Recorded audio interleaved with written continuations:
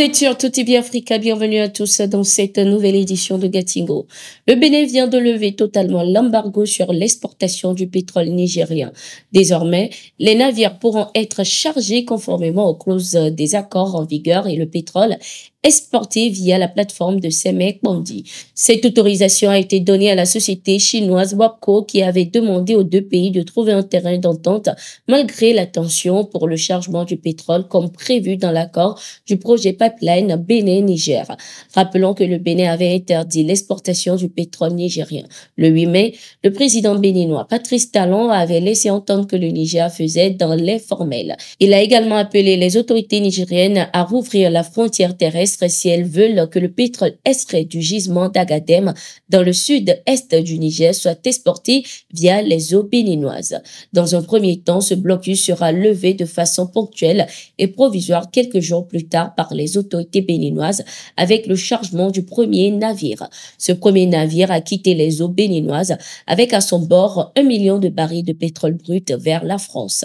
Pour justifier cette autorisation provisoire, le ministre de l'Eau et des Mines, Samo Adambi, avait indiqué que la douane nigérienne avait saisi officiellement la douane béninoise. Les 28 et 29 mai 2024 s'est tenue à Niamey une session du comité inter-État de pilotage du pipeline.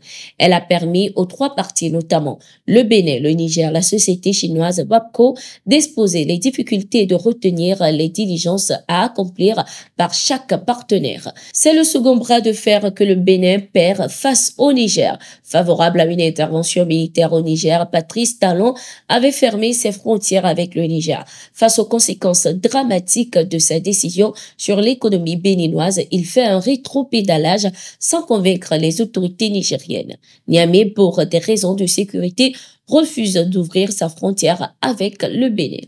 Au Sénégal, le dialogue national sur la réforme et la modernisation de la justice, démarré depuis le 28 mai 2024 sur ordre du président Bassirou Diomaye Faye, a pris fin ce 4 juin sur une dizaine de recommandations. Ces assises ont notamment préconisé une rupture avec le système judiciaire actuel, hérité de l'ex-puissance coloniale pour qu'il soit le reflet des valeurs propres et plus souveraines.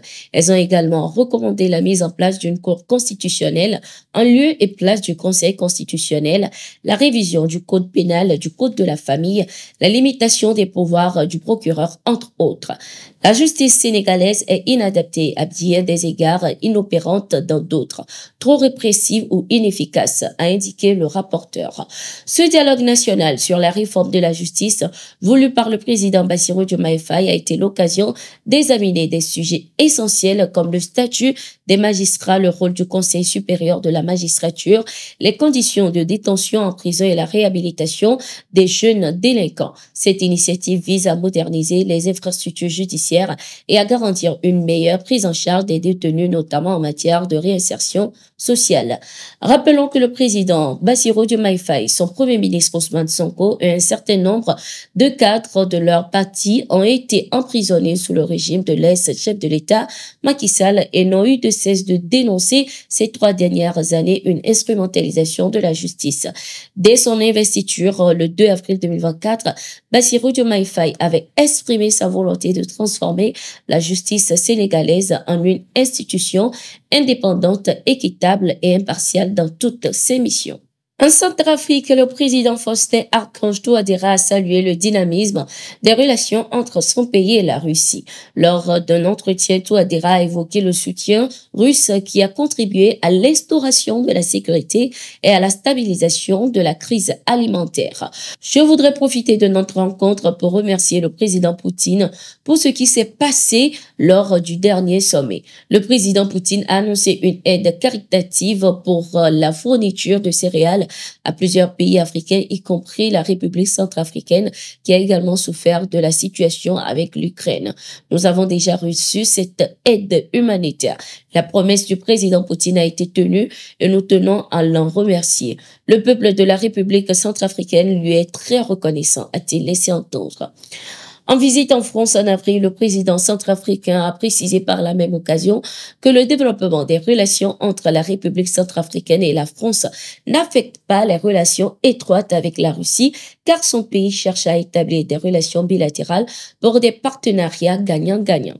Au Niger, l'exercice militaire Taranakal, qui signifie amour de la patrie, en tamajek, une langue touareg, a pris fin ce 3 juin. Cet exercice militaire qui a eu lieu au centre de formation des forces spéciales de Tilia, région de Tawa, au Niger, regroupait les forces armées de 5 pays, notamment du Mali, du Niger, du Burkina Faso, du Tchad et du Togo. L'objectif de cet exercice démarré depuis le 20 mai 2024 était de renforcer les capacités opérationnelles et la résilience des forces armées des pays de l'Alliance des États du Sahel face à toute menace potentielle. Selon le ministère nigérien de la Défense, cet exercice comprenait des manœuvres tactiques et des initiatives visant à renforcer les liens avec les populations locales. Le message de leadership, de vision stratégique et de l'accompagnement des autorités à renforcer la formation et l'entraînement a été passé à ces forces armées des 5 pays.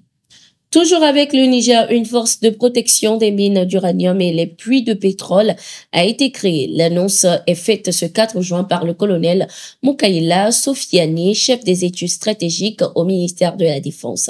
L'objectif est de prévenir les actes de sabotage, les attaques terroristes et toute autre menace sécuritaire sur les sites d'intérêt stratégique.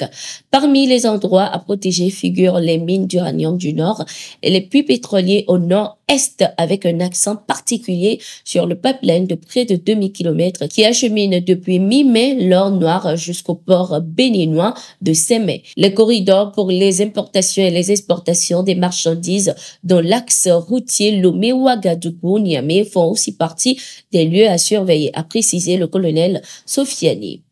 C'était tout pour cette édition. Merci d'être resté avec nous. Nous sommes en continu sur nos différentes plateformes et sur notre site d'information, le www.toafrica.com.